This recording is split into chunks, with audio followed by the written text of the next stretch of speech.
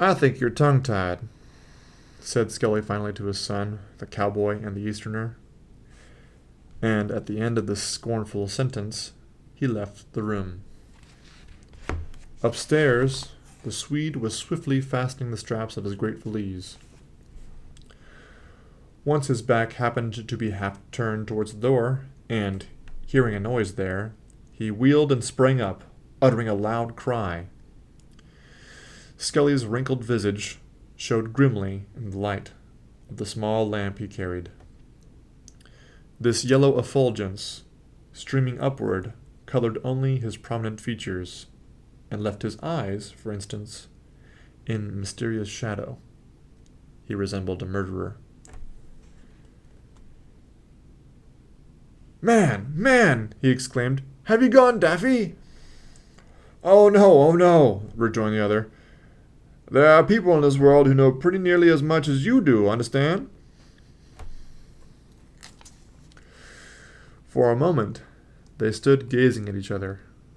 Upon the Swede's deathly pale cheeks were two spots, brightly crimson and sharply edged, as if they had been carefully painted.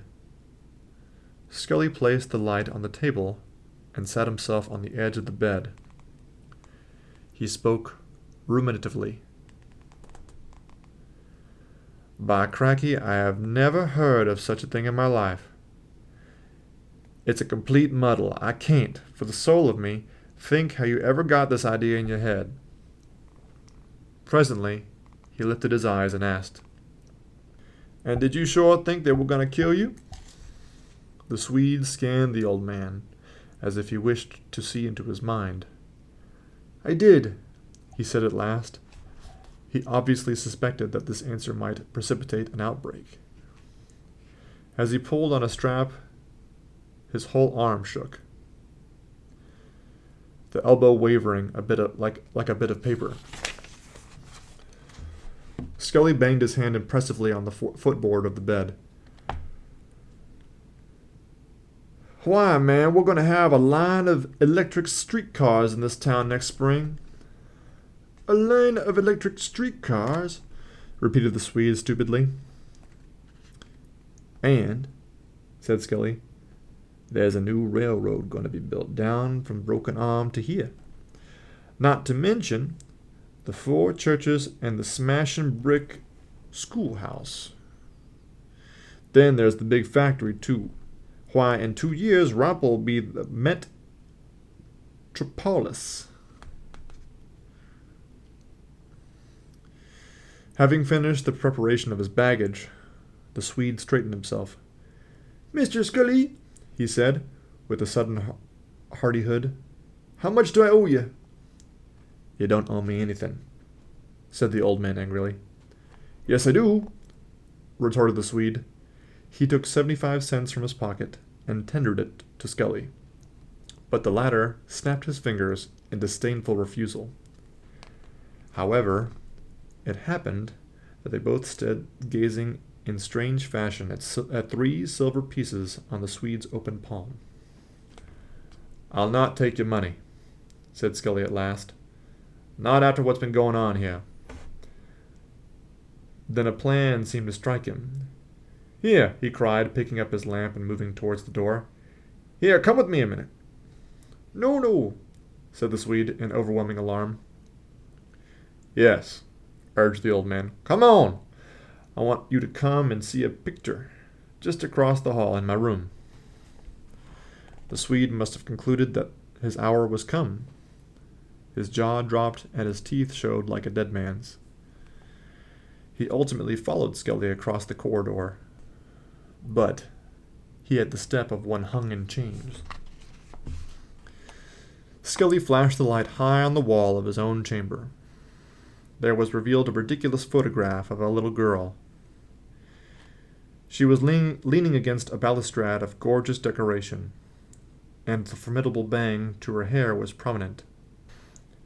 The figure was as graceful as an upright sled stake, and, withal, it was of the hue of lead. "There," said Scully tenderly. "That's the picture of my little girl that died. Her name was Carrie. She had the purtiest hair you ever saw. I was that fond of her. She. Turning then, he saw that the Swede was not contemplating the picture at all, but, instead, was keeping keen watch on the gloom in the rear. "Look, man," cried Scully heartily. "That's the picture of my little gal that died. Her name was Carrie. And then, here's the picture of my oldest boy, Michael. He's a lawyer in Lincoln, and doing well. I gave that boy a grand education. And I'm glad for it now. He's a fine boy. Look at him now. Ain't he bold as blazes? Him there in Lincoln, an honored and respected gentleman. An honored and respected gentleman," concluded Scully with a flourish. And so saying, he smote the Swede jovially on the back. The Swede faintly smiled.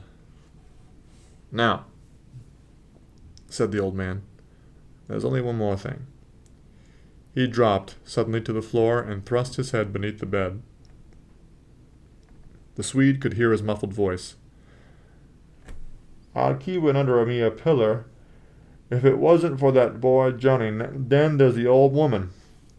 Where is it now? I never put it twice in the same place. Now come out with it, you!" Presently, he backed clumsily from under the bed, dragging with him an old coat rolled into a bundle. "I fetched him," he muttered. Kneeling on the floor, he unrolled the coat and extracted from its heart, a large yellow-brown whiskey bottle. His first maneuver was to hold the bottle up to the light. Reassured, apparently, that nobody had been tampering with it, he thrust it with a generous movement toward the Swede. The weak-kneed Swede was about to eagerly clutch this element of strength, but he suddenly jerked his hand away and cast a look of horror upon Scully. "Drink," said the old man affectionately. He had risen to his feet, and now stood facing the Swede. There was a silence. Then again, Scully said, "Drink." The Swede laughed wildly. He grabbed the bottle, put it to his mouth, and as his lips curled absurdly around the opening and his throat worked, he kept his glance burning with hatred upon the old man's face.